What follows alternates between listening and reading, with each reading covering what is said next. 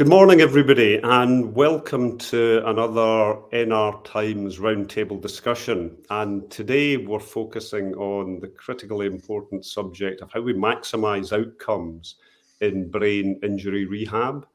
I'm delighted to say we've got a really distinguished panel with us who are going to share their experience and insight over the course of about an hour or so. I'd now like to ask each of the panellists that we have with us today to say a few words and introduce themselves, their organisations and areas of specific interest. So if I could start with you, Shabnam. Hi, thank you for that, Alistair. It's really great to be here, actually, and it is a really interesting and exciting topic. So I'm Dr. Shabnam Berry-Khan. I am a clinical psychologist and advanced Babacom case manager. So I hold two roles, and I run Psychworks Associates, which is a service that offers both trauma-informed case management and services, and we also offer treating psychology to seriously and catastrophically injured people, so personal injury clients who are at the sort of more serious and catastrophic end of injury in terms of their presentation. And we offer a service almost nationwide now, which is quite exciting for us. And we also offer the service to their family members as well. We have a particular interest in diversity and inclusion, with a particular focus within that sort of overarching term on ethnicity. So we have something like 35 clinicians now across both services who are proportionally representative to the 50% of minoritized clients that we see on our caseloads, which we're really proud of, actually, because we are really keen to kind of promote sort of cultural sensitive support out there for our catastrophically and seriously injured clients. In terms of our trauma-informed approach, I suppose the sort of line that we take is that we want the client's story, to include the emotional response to the journey that they are exhibiting, that they are experiencing, and that they're going through in terms of rehabilitation, which means that we also focus on the system and the impact of trauma to the client as much as to the client, to their families, their professional system, so in terms of their care support, their therapy networks, legal teams, so on and so forth. So in that sense, for us, we take the perspective that injury has depth in terms of kind of what the client specifically is experiencing, but also the breadth in terms of the ripple effect of trauma across the system. And we consider the value, if you like, in supporting both the client and the system around the client. Is that okay in terms of an introduction for now? That's fabulous, Shabnam. Thank you for that. If we move on to Susie. Susie, would you like to introduce yourself? Hi, thank you, and thank you for the invite today. So I'm Susie Nolan. I am the Head of Rehabilitation Therapies here at the Children's Trust. I'm a paediatric occupational therapist, and I've been practicing for, I think, nearly 20 years. I've been in paediatrics for the majority of those, and I've been here at the Children's Trust for the last 12 years. I've actually been working across our community service for most of those, and more recently moving into our inpatient rehabilitation service. So at the Children's Trust, we have a national specialist centre for inpatient rehabilitation here, and we provide on-site rehab education, and then we also have our community service as well. From my experience and kind of what I can bring to this conversation today, I think I have quite a breadth of knowledge from across the whole spectrum of paediatric brain injury. Our community service supports families and young people across the spectrum, from concussions through to severe injuries, and then also our inpatient service. We have children here with very significant injuries accessing inpatient rehab, and they're normally with us for 12 to 16 weeks.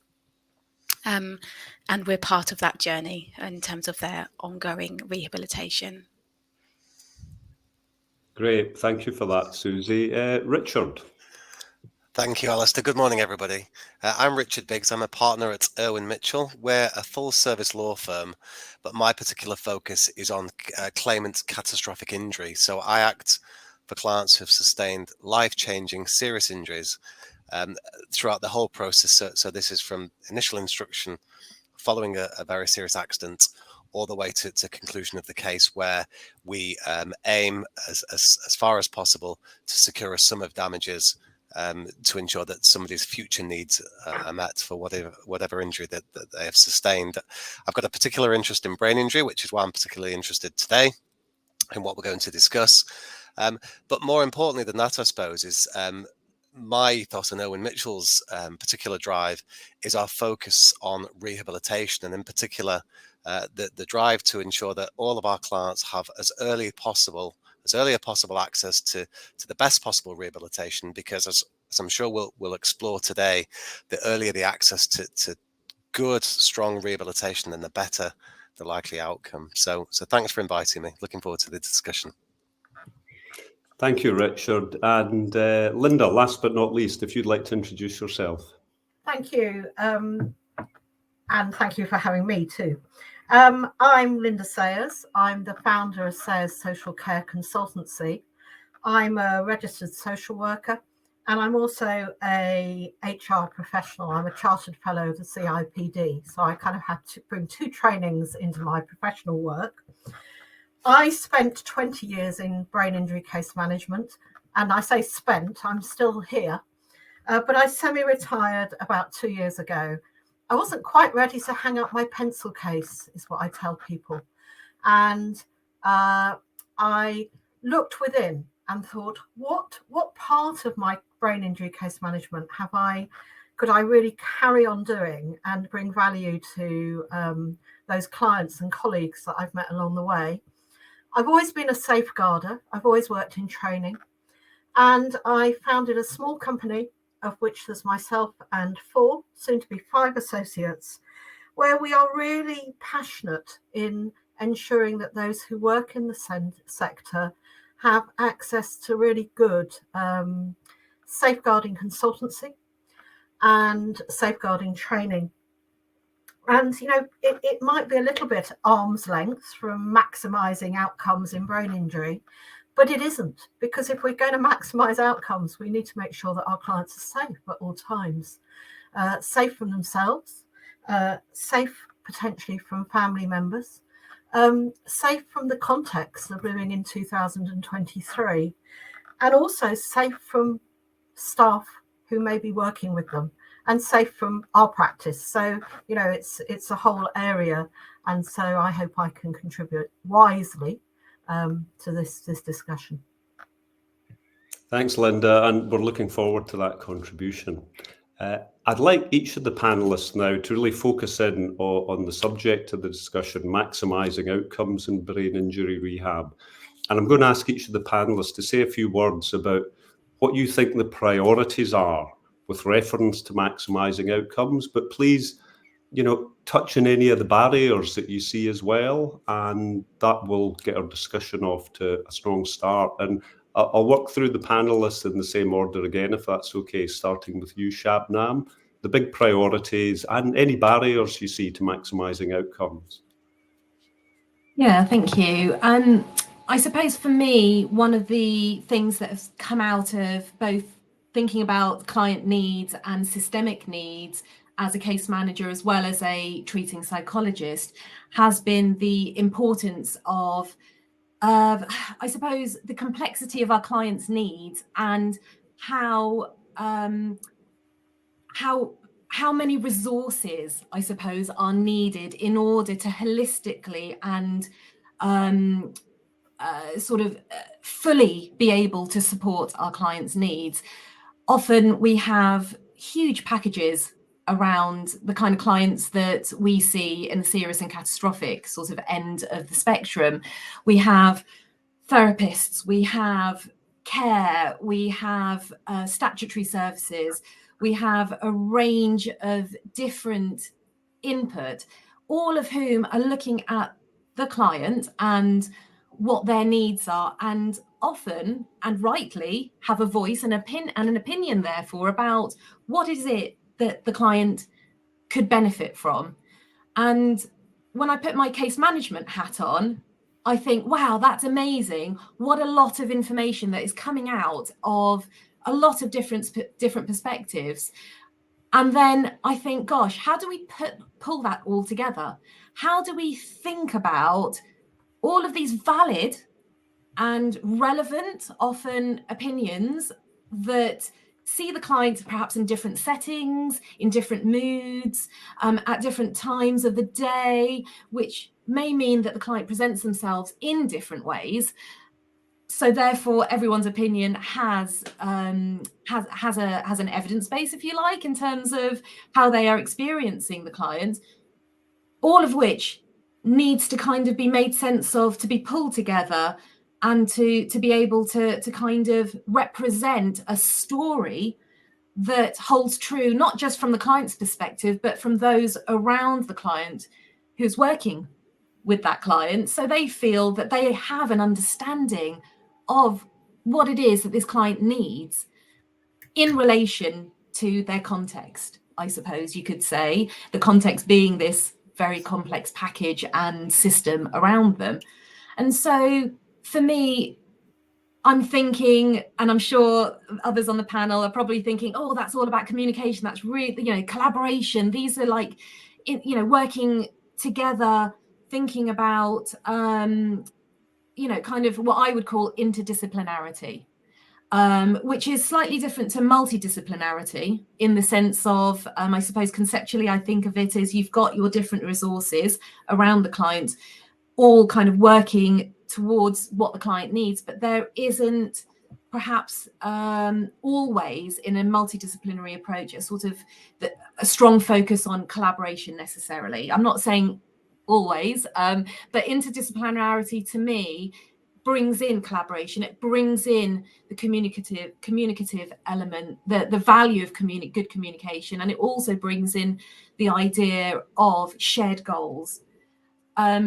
And I think there's been a lot of talk, and there's a lot of focus in the personal injury world, certainly, around being more interdisciplinary in terms of how we offer support, as opposed to kind of having siloed almost support around the client, where there might be lots of different goals, perhaps no unifying goal. And to me, interdisciplinarity is an opportunity to be able to think about the client as a whole, to think about what the system is focusing on, and thinking about how we can truly be bigger, if you like, than the sum of our individual parts on behalf of the client, because rehabilitation isn't a bitty experience. It is overall something that needs to have that sort of jigsaw piece sort of feel to it. It needs to fit, all the parts need to fit together well. So that's one priority, I would say. Do you want me to kind of mention a couple of others, or that I have in my head, or do you want to kind of go for it, Shabnam? You're on a roll. You carry on and Hey, I know. cover off the things that will help us this discussion, because that first point is a key one about having a coherent, understandable and joined up programme for each client. So please continue, and then we'll work our way around the other panellists. Yeah, okay. Well, I suppose in that sense, the other 2 points kind of come off interdisciplinarity as a concept. So the other thing is about how then support and rehabilitation has to have that breadth of vision in terms of having a strong systemic focus, thinking about all of those different parts as being almost having their own therapeutic value, if you like. I know we have therapists and care team members and legal professionals, so on and so forth, who are part of that jigsaw puzzle, and there is that sense of fitting together. I think actually that system needs to be thought of as well in order to be able to be the best that they can be. So there's something about having the right people doing the right kind of job in the right kind of way, because so having that understanding of interdisciplinarity, but also understanding that there is a wider system around the client, and that it is a much broader perspective required. So, for example, I'm thinking now with my psychology hat on, I might think about how we might want to support a client as an individual, but in order to get the best out of that client and to support that client in the best possible way, we might need to think about getting the right care in place. For example, in order for the right care to be in place, there needs to be an understanding of how much that care team understands brain injury, for example. And so I think, well, as a psychologist, I might think about supporting a client in their individual journey around the impact of brain injury on their identity, for example. But I might also have to think about how brain injury is understood by those supporting this individual. And so I might think about offering some psychoeducation around what brain injury is, what it is about this particular client that might be helpful or supportive. I might also want to think a little bit around the impact of the trauma of the injury on family members who may well be living with the client in their home and are sort of informal supporters often in the sort of in the big picture. So already the idea that we're kind of broadening out to understanding beyond the individual, but actually if I'm a psychologist who perhaps works in a more clinic-based setting, I'm not necessarily going to have the experience and the sort of skill set to be able to think sort of in terms of the sort of how the personal injury world needs to think to work in terms of that interdisciplinarity, that there are therapists out there or psychologists out there who are more geared towards, if you like, systemic working than working more individually in terms of kind of how they offer their practice. And so a psychologist isn't always a psychologist, if you like. And I'm sure that's the same in the OT world. I'm sure that's the same in the physiotherapy world. And so getting the right people in to work with that interdisciplinarity, I think, is really important. And also having that wider view of who within the system is I suppose needing some intervention beyond sort of the individual, the index in client themselves, the injured person themselves. Does that sort of make sense? I feel like they're sort of quite overlapping ideas, but yeah. Does that make sense to everyone? Yeah, that's really helpful, Shabnam. Thank you. That's got the discussion off to a really strong start. Susie, can I come to you to talk about what you think the big priorities are and any barriers along the way? Thank you. And I think, Shabnam, there's so many things that you've touched on that I know have been on my list as well, particularly when the things you brought up around interdisciplinary working and also the shared goal setting. I think they're really important factors that we need to have throughout somebody's rehabilitation journey. When I was thinking about what I thought the priorities were, I had two kind of main things written down, which the first is access to timely rehab. Now, Richard, you brought up quite early on around early rehab. And I think for me, it is early rehab, but it's also that ongoing access to timely rehabilitation. And I'm very much coming from a paediatric perspective here. But I think we have, at the Children's Trust, we're really privileged in that we have National Specialist Commissioning, we have pathways set up so children can access quite early rehabilitation in their onwards journey. But then we also see children who maybe weren't given that opportunity and years down the line have ongoing significant needs that they haven't received anywhere near the level of input that they have required over the years. And the ripple effect of that is really significant. And I don't think that's just from a severe ABI perspective. We see that in quite mild injuries as well.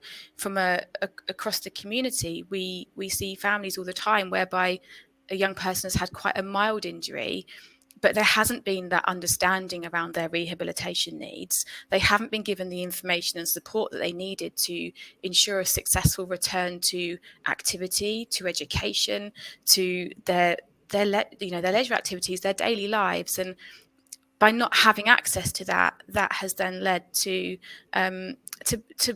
other needs, often needing quite extensive education support. They may be school non-attenders, thinking about their well-being and the impact it's had on their mental health, their well-being, and needing access to psychology services. And there's so much that you reflect on and think, well, actually, if they had been given access to even some information around how to have a successful return to their daily lives, that would have made a significant difference. But having people around them that understood the complexity of what had happened and the impact, being able to follow that through for them as they returned into education would have made a big difference. But I think and whether this is from a mild, I think it comes across from across the spectrum of ABI. Within paediatrics, we know that that their brains are still developing, and what we see is actually children who need ongoing long-term rehabilitation. So whilst absolutely there's a need for early intensive rehabilitation quite soon after the point of an accident or illness, we know that as they go about their lives going forwards, as demands change, as they grow, as their brains develop, they're going to need that ongoing input for rehabilitation, and often that's not there. And I see that as one of the biggest barriers, I think, when children leave inpatient, probably even the acute, but certainly for a lot of the young people that leave us here at the Children's Trust, going back into the community, there is still that real postcode lottery around the services that they are going to be able to access, around the support that they're going to get provided through education. And there's limited understanding, I think, amongst professionals around the long-term nature for these children, and understanding that these children become adults with a brain injury, and there's barriers in place with the local teams often, and we'll try and refer some young people into services, and they may be a few years down the line from their injury but still have quite significant needs. And the barriers are around, well, actually, we're not commissioned to see children 2 years post brain injury. And you kind of think, well, why on earth not? Because we know that they're going to have long-term needs. We know that they're going to need ongoing rehabilitation, and that they're going to need that going forwards in their lives. So there's lots of barriers that I think are linked to the understanding the long-term nature of acquired brain injury. So I think timely rehab is a massive factor, not just at the point of injury, but as a child goes on through into adulthood.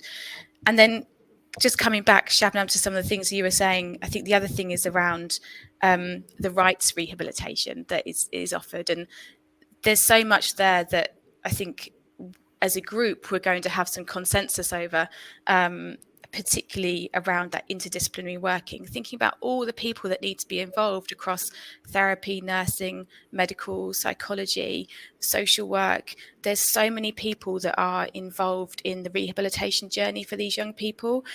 And I think for me, the right rehab isn't just about the rehabilitation for the young person that we may be working with, but it's also about the family, and the family, and that can look very different for lots of our young people, but whether that's parents, grandparents, siblings, they all have needs as well. And I think if we're thinking about maximising the outcomes of brain injury rehab for our young people that we're working with, we have to be thinking about how their support network is also being supported.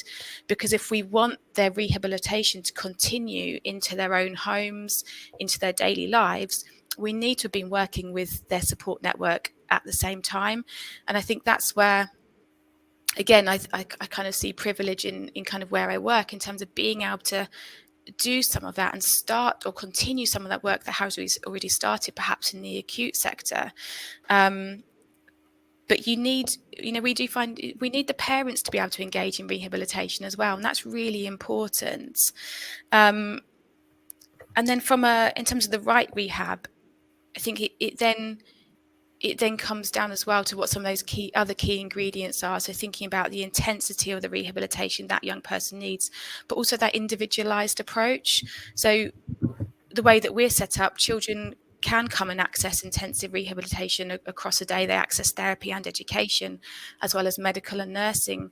But we have some young people that come and actually they can't access a full day, and that's okay. And we individualize that for them, and we base their rehabilitation plan on their needs. And hopefully over time we see that changing when they're with us, so they can access more. But it really needs to be that individualized approach.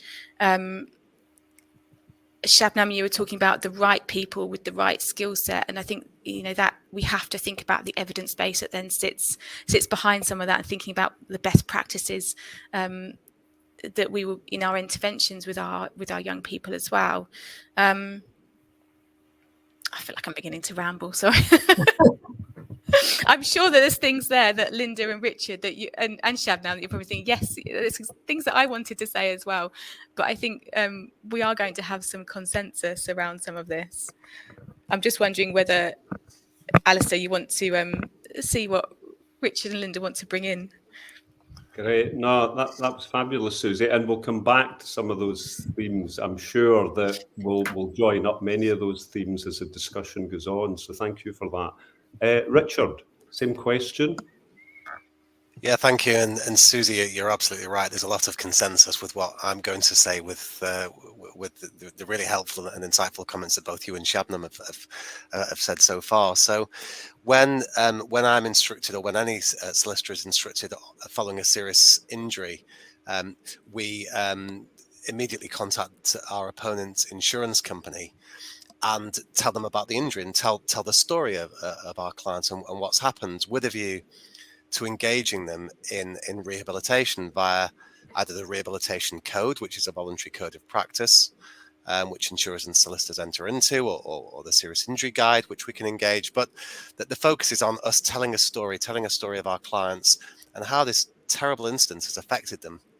Susie touched upon the very individualized nature of each person's injury, and that's absolutely right, that every brain injury is different, and every person's response to a brain injury is different. And it's so key to have, as Susie mentioned, that early intensive rehabilitation and that access to the right funding, so that, as both Shabnam and Susie have said, finding the right people with the right approach to ensure that we maximize outcomes. And what is the right? What are the right people? What's the right approach? I think that's really interesting that we've had that discussion so far. And for me, it's a very goal orientated approach to rehab. It's something that's measurable. It's focused programs. As Susie says, it's highly individualized.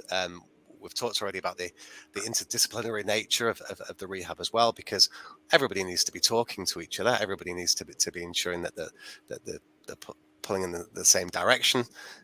In serious injury cases, we have IDT or MDT, multidisciplinary team meetings, which I think are vital, so that all the clinicians can talk to each other and ensure that they're working in the same direction and trying to maximize the same outcomes. But I do come back to the theme which started with, really, and that's that early intervention and that early communication, that's telling an insurer, particularly in serious injury cases, about what's happened, so that we can engage the right people at the right time, and that for me is as soon as possible. So what I've written down a couple of things that Shabnam said actually about communication and collaboration, and they are the priorities for me. So early communication, collaboration for me with an insurer, and collaboration across the whole team. I think that those are the absolute priorities, as well as accessing the rehabilitation as quickly as possible. And one further point I just wanted to pick up on that Susie had mentioned, particularly as Susie says with pediatric cases, and that's needs fluctuate over time. Needs can increase or decrease, and that's something that the team, a good team, will always have a very close eye on, and to regularly review and risk assess and monitor those changes and make sure they're documented and evidenced, so that rehab can change and evolve as it should do in accordance with the needs of the injured person. So I think that too is a priority, to have that constant communication running throughout the team, to ensure that changes and the needs as a result of changes are met in a timely fashion. Thanks, Richard. That's really helpful, and such an important point about needs changing over time as well. Linda, can I ask you what you think the big priorities are and possibly barriers? Absolutely. And, just listening to my colleagues here, I'm hearing the same words that I jotted down here for myself in kind of my slightly on a limb work with maximising outcomes in brain injuries. It's on a limb, but it's an important limb. I'm a lifelong learner. I'm an educator. I'm a facilitator of other people's knowledge. And I learned a new word today, interdisciplinarity. I'm not sure I can say it. I can spell it. But, it comes through with all those words like that I use about, to get outcomes, good outcomes in brain injury, we need to collaborate.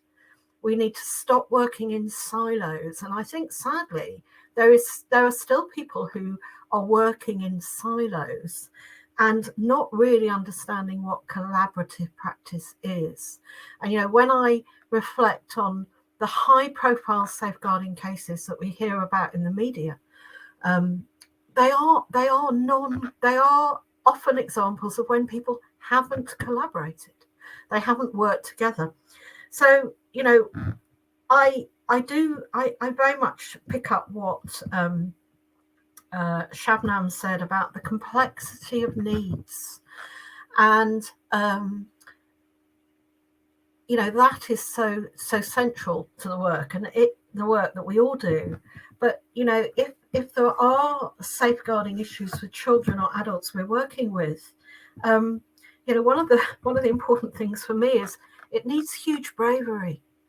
It needs huge bravery for the professionals involved to shout it out. Because I hear, sadly, and I used to hear it, and I've started to hear it again, that professionals are scared to shout it out because it increases their vulnerability as professionals, but also as being involved in the case. I can't do this, Linda, because I might get sacked. And I think that, if we're wanting to maximise professionals, maximise outcomes in brain injury, we need to be incredibly brave.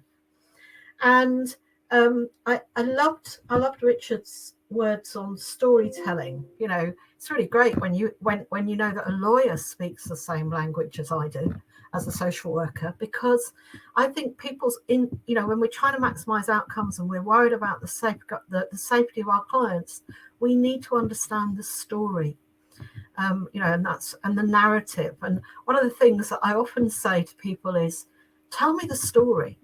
And they start telling me about the problem, the safeguarding issue that they're facing. And I go, no, tell me the story, paint me the picture.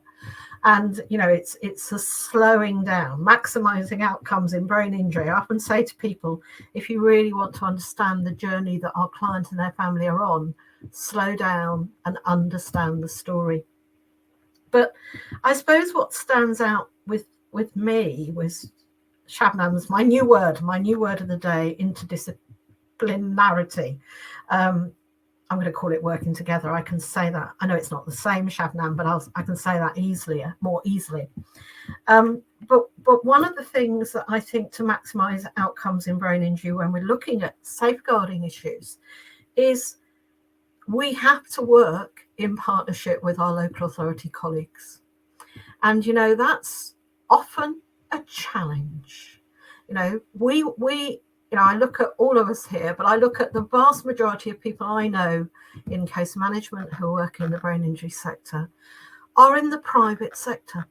And it's almost the moment you walk out of your statutory role, and, I'm looking, maybe Richard hasn't worked for a statutory service, but I know the other two sitting here have worked in statutory sector.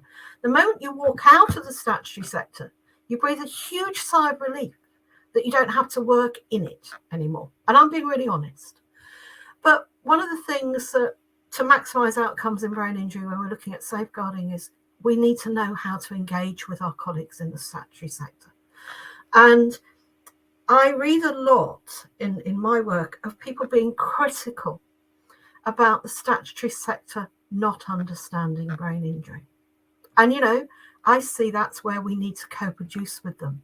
So to maximise the outcome, we have to co-produce with them. Many of us have become I'm not going to say myself, but I look at other people and think they are the experts in brain injury. They've got to share that huge knowledge they've gained back with their statutory sector colleagues. So we've got to engage with our statutory sector colleagues, but we've also got to be strong in our understanding of what safeguarding is too. And so I think there's a degree of, yes, we've got to educate, to maximise outcomes, we've got to educate our statutory colleagues, but we've got to understand, from my viewpoint, about how to work with them and how to understand the processes in my field, particularly of safeguarding. Because they hold the statutory responsibility. So I kind of look at what I jotted down here whilst other people were talking. I think, you know, to maximise outcomes in what I'm doing, we do need to be constant learners. We need to be well educated. We need to be constantly learning and reflecting on our practice, and also seeking wise counsel. Now, I haven't used the word supervision because I think that it's not about supervision. It's about reflecting on what you're doing as a practitioner and being prepared to challenge yourself by reflecting on that with other people. So at that point, I'm rambling. So I'll tick the tick box off for a bit, and thank you for what everybody else has said, because I'm thriving on those kind of words that we all talk the same language. Thank you, Linda. I've not heard anybody rambling yet. I think all of the comment and the contributions have been very much sort of on topic and helpful. I'm sensing that, as well as that interdisciplinarity between all the various service providers, there is some sensitivity about what should be a seamless join between the public sector and private sector providers, whether that's statutory providers or health services. Does that join work for the client? Is it seamless, or does there need to be more focus on making sure that it's seamless and that works for clients? I don't know, Linda, you seem to have a strong view on that, if you want to contribute to that, and others might then want to do so. Is it seamless? Well, I could sum that up probably in one word: no.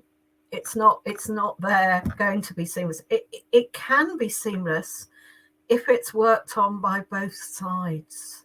And I think it needs a lot of energy. It needs a lot of insight. It needs a lot of intelligence. It's about co-production. It's about, for me, it's about both sides understanding each other. Those times where I sat in the other day on a multidisciplinary meeting, and I was asked to join the meeting because of the safeguarding issues, and I was asked to pull it together. I would say there was seamless working between the statutory and the private sector, because I didn't know, although people introduced themselves at the start, I didn't know which I'm not going to say side, I didn't know where they were working. And I thought, goodness me, you're a seamless MDT, because you don't stand about, I work in this sector and you work in that. They were all basically working together to maximise the outcomes for this young person, or child, sorry. And I thought, yeah, that was a really good example of seamless working. We're not a threat when we're out in the private sector, and they're not a threat in the state sector. You know, it's about seamlessness. Sorry, I've kind of gone round in a circle there, Andrew. No, that's helpful, Linda. Does anybody else want to say anything about that? I'm curious, actually. I'm curious if I may ask a reflective question back, because I think it's amazing when you see it happening. I think that this sort of seamlessness is sort of this this blob of support is moving together in the same direction, in the direction that makes sense for the client and everyone else involved. And I think it kind of reminds me of other things that I think both Susie and Richard have also said around shared goals, common goals. And I'm curious, Linda, if that was what perhaps qualitatively was clear in that meeting, because for me, I think that sort of almost North Star of what are we all doing? Where are we all focusing on? Because I can focus on, you know, my psychology goals and OT will focus on theirs, so on and so forth. But actually there's got to be an overarching goal. And I wondered if that was what was part of that experience that you had, because I would, if I was a betting person, I would probably hazard a guess to say that was, you know, probably part of the experience. You know, maybe not necessarily in that one meeting, but that was an understood, like if you asked everyone in the meeting, you know, what are the shared goals, would they all say the same thing? And that's a bit of an acid litmus test, isn't it, really? I mean, but the shared goal on that day, Shabnam, was safeguarding concerns around the child. And so actually that probably brought the team around the child more together than it had ever been brought together. But what we managed to do, and I think I had seen some previous goals that the MDT had, and the child had almost mirror from professionals from both sectors. What we drew together was a set of shared goals to take the team into the next 3 months, to basically see if the team could effect some change. You know, no breaching of confidentiality, but the child is on the verge of, the local authority on the verge of considering the child being removed from parents. And so it was almost that the need for working together on shared goals had come right at the end. And I think that, you know, that was the sad thing, that I think that if people had been working together and sharing, and the whole interdisciplinarity, including understanding the parent's story. And that was where we hadn't understood the parent's perspective on things. You know, so significant in maximising outcomes for children. And, you know, Susie said this through, is the family. And, and Shabnam, and we all agree that. And so it's almost, it's not a them and us. It's a we're all working together. And I think that working together is really going to fluctuate across somebody's ABI journey, isn't it? Depending on how the services are set up at different times when they're accessing rehab. Because just thinking about, when I see the referrals that we get here from the acute sector, and you do see those interdisciplinary goals that come through in the report around what the ongoing goals are, what we're asking you to continue working on if they come for inpatient rehab, and when young people come to us, one of the first things we do is set interdisciplinary goals, and there's one person that has that conversation with the child, with the family around their goals, and then there's a team thinking about what their role is within those, and working on those together across the young person's stay with us. But then often when you're leaving a setting like an inpatient setting, and then the input does often become very dispersed, because often and there's so many children who can access private services through legal routes, but there's so many that can't, not just children, adults as well. But they're across the UK, the way services are set up is so varied, and what's missing often is that integrated working across, whether that's across therapies or across health, education, social care. That lack of integration means that then services are working in silo, and you'll get your OT goals, your physio goals, your speech and language therapy goals with probably some cross communication, some cross working, but not that shared sense of direction for that young person. Or for that adult, I think is probably fair to say. And from that perspective, that going back to whether there's that seamlessness, I think that in itself, that fluctuates. And thinking about, I guess one of the things that I hear a lot at various stages of somebody's rehab or their ABI journey is the fight that they've had, and the fight that they've had to get services, whether that's to have their concerns listened to at the first point when maybe somebody's become acutely unwell, and having that properly considered, or the fight to access inpatient services, the fight to access support in school, the fight to access social support, social care services. There's that common thread for me around those services not being readily available, which then really affects that seamlessness. And I think there's so much more that could be done to work on that side of things in order to maximize outcomes. I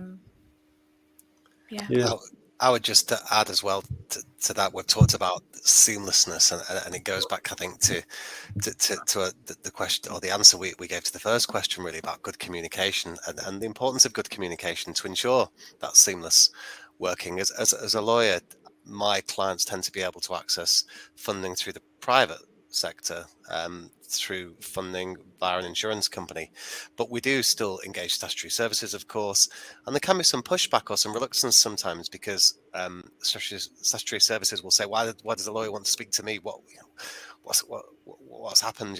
What's gone wrong? And that's down, the importance that breaking down that barrier is down to us, to me, to communicate exactly what we want, why we want it, how the team are working. So it does come back, I think, to collaboration and communication to ensure that there is that seamlessness that Linda described in that first meeting that she talked about.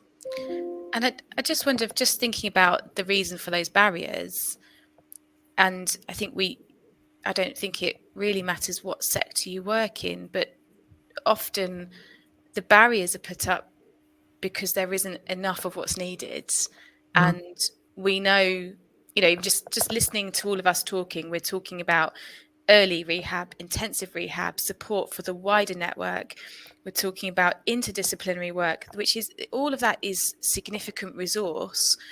And whilst it's essential, and we know it's essential for maximising outcomes, we also know it's not available for so many. And for me, one of the key barriers there, it comes down to funding, doesn't it, for these services that are needed, and but again, that understanding and recognition of why that funding is so important and essential in order to maximise outcomes for a child, for an adult, and the long-term nature of their rehabilitation journey.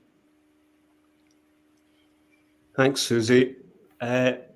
I think we could almost have a separate discussion of this whole area of how you join these services up. I also think, as you mentioned, Susie, it'd be interesting to look at the different models in the different nations of the UK, and where there are areas that we can learn from what's happened in Wales or England or Scotland. But I'm quite keen, before we wrap up, to touch on technology, because it seems to me in 2023, quite a lot of the things that we talked about could be at least improved by the use of technology, and by every client having a digital passport that everybody can access and see and add to, and one that has clear landmarks and destinations in terms of that sense of purpose, Shabnam, that you talked about, that brings with it hope. And a very positive destination that everybody's working towards. Would anybody like to talk about the role of technology in this, and either its use at the moment to improve and maximise outcomes, or where it could be used more effectively? I can a little bit, if you're happy for me to jump in. I think, and this is in terms of what we're currently doing. So our community service at the Children's Trust offers, part of what we offer is a nationwide service, and that is something that's around our mild brain injuries. And when we think about the numbers of children sustaining and adults sustaining concussion injuries, it's so vast that you have to rethink and think about the resource that's needed. And part of that for us has been around how we deliver information, and using technology, using websites to be able to deliver information at the time of injury, hopefully at the point at which they need it. So whether that's sat in their GP practice or sat in A&E, and having access to the information they need to support their recovery. But then also for those that need more, accessing a virtual service. And that's something that we've been working on over the last 12 to 18 months is setting up that virtual ABI service so that we can continue to offer a nationwide service. We know that a lot of the work that is needed is around it's still goal focused, and we very much start with a goal setting conversation, but we're doing a lot to educate and support families, educate the network around that young person to understand about brain injury, and we can do that virtually. We used to have a model whereby we were traveling much further afield, and actually what we have found is that the virtual service, we've had really positive feedback from the families because it's more convenient when you've got a parent who's had to stop work for significant periods of time to support a child with a brain injury and are having to manage so many appointments that often require a day off work if they've managed to get back to work. Being able to dial into have a telephone call or a virtual meeting has made a really significant difference. And from that perspective, I think it's made the service more accessible to so many families, and it means that actually we're not restricted by distance in terms of offering services as well. But I think so. That's from our perspective. That's how technology has been supporting us in delivering kind of our community rehabilitation for the milder injuries. Thanks, Susie. Anybody else? I'd like to say, Alistair, we as a business have changed immeasurably since the pandemic, because we've learned to work paper free. We've learned that we don't have to book a multidisciplinary team meeting in several months' time where we all travel from all over the country to meet in one place, because we'll do it on Teams or Zoom. So as Susie describes, that being able to access people quickly virtually has been a real change in the way we work. But I suppose a note of caution to that, with any brain injured survivor, I think there's no substitute for being in the same room as somebody. So we don't lose sight of that. I think that that human interaction, I think, is so key, and something we all mentioned that right at the beginning of this discussion was that a brain injury survivor has that Shabnam talked about the ripple effects, the rest of the family, and it's so important to be able to see somebody in their own environment with their family, how they interact with others around them. I think that's so important. So I think this technology has changed the way we work in a positive way, but I don't think we ever lose sight of the need for that human interaction as well with a brain injury survivor. And just one other point I'd make, and this is, Alistair's probably subject to a separate discussion entirely, but I think artificial intelligence is going to change the way we work hugely over the coming years. We've seen it in law. In the news a few months ago, a judge wrote part of his judgment using AI. AI can now in law extract key information from vast amounts of documents to speed things up. So I think that's going to hugely change the way we all work, and will change the way we work in rehabilitation. But I think it remains to be seen to what extent. I think we're still quite early days yet. Yeah, thanks, Richard. I think you're right. I think you've teed up another roundtable discussion there on AI and technology, and the promise it provides, but also the limitations, as you say, around the need for that human and very personal contact.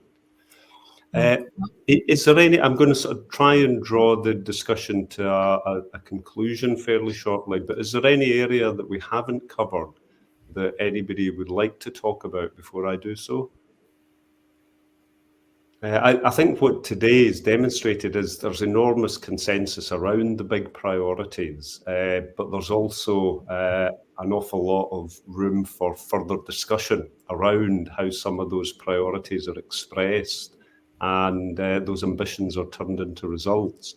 To try and do that, I'd like to ask each of the panellists just for some final thoughts around maybe one big priority or one or two big priorities that you think would make a fundamental difference, drawing back to the key subject, to maximising outcomes, keeping in mind that I hope we have some policymakers watching this, senior clinicians, some of those people that are responsible for instilling interdisciplinarity and seamless working.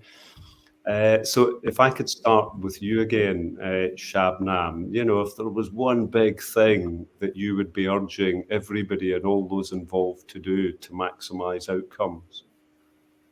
Yeah, thank you. There's so much that could be picked up on, to be honest with you. But I would say, in terms of interdisciplinarity, thinking with a sort of psychological mindset, I suppose. It is about, I think, having that story, having that clear story that is co-created with those around the client, that helps bring the team along, that facilitates collaboration, that facilitates good communication, that allows for a coordinated evolution. I think that was something that Richard raised, and I think that things are going to change all the time, and actually there needs to be some kind of mechanism or tool.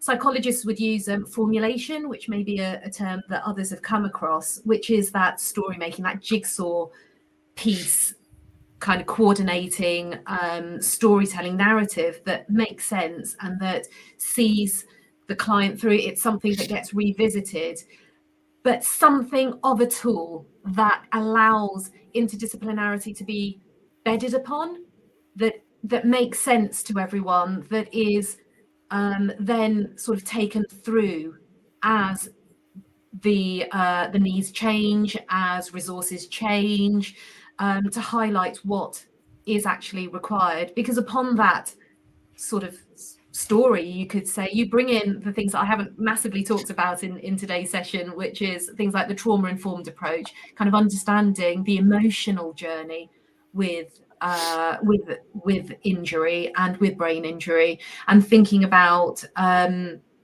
suppose, with that, the cultural sensitivity that some clients are requiring as well. It's a really good platform, you could say, to kind of think about how we work interdisciplinarity, as opposed to just talking about it as a really great idea. Like, how do we do it? How do we break that down, and what mechanisms can we use? And I know there are a couple of things out there that are being used, but I guess kind of thinking about how those can be rolled out, really. Thanks for that, Shabnam. Linda, can I come to you next? Your sort of final thoughts and message to those people watching about the big opportunity to maximise outcomes. I've just written down a couple of words here. Being brave. I think that all practitioners need to be brave. There is sometimes a temptation to say, this is what I've done before. We mustn't have the Blue Peter approach to maximising outcomes. This is the one I made earlier. I think that we need to be brave to look at people's own journeys, their complex needs, and we talk about tailor-made and bespoke packages all the time, but there is sometimes a little bit of a temptation to do here's one I made earlier. So be brave and get it right for the individual. Great. I like that, Linda. Be brave. Susie, your final thoughts on maybe that one big thing and one big message. I think Alistair, you just mentioned about policymakers, and I think that's really central to maximising outcomes and thinking about what's in policy and the pathways that are set up for our children and adults with brain injury. And I think just with the four of us talking today and the consensus that the four of us have, and just thinking about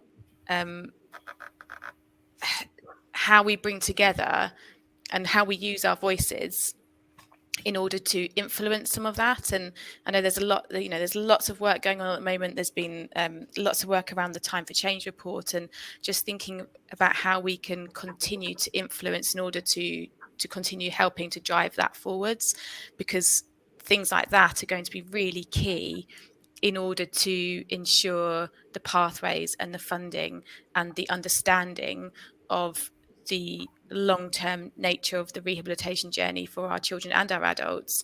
And that's so much of what we've been talking about today, and the barriers that we face start at the top.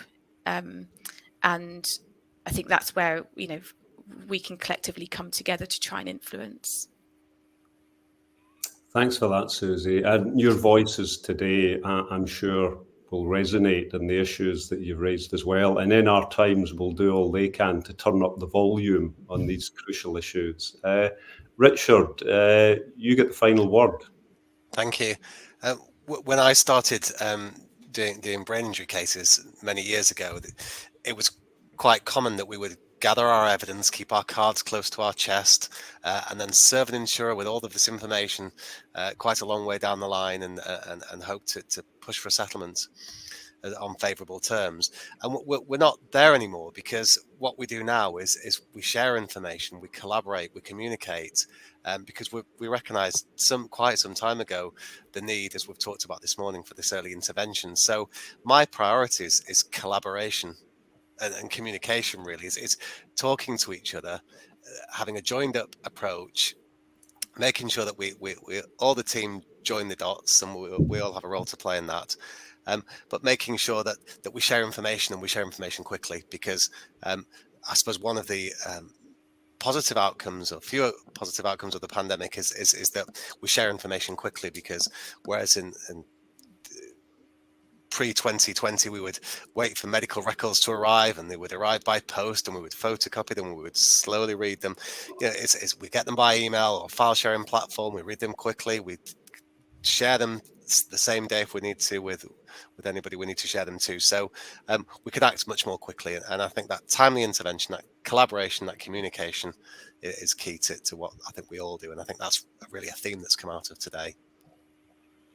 Thank you, Richard. And on behalf of NR Times, thank you to our fabulous group of panellists for sharing their insight and experience today. I think it's been a remarkable discussion because of the focus and consensus on a handful of key themes, and I'm sure we'll follow up those themes both in NR Times editorially and also in future discussions like the discussion we've had today.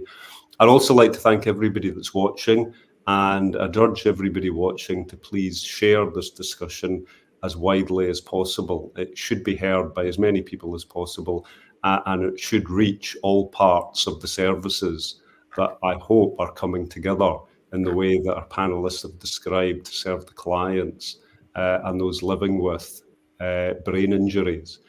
So once again, can I just thank all of our panellists for giving up their time and sharing their experience so generously today. Thank you very much.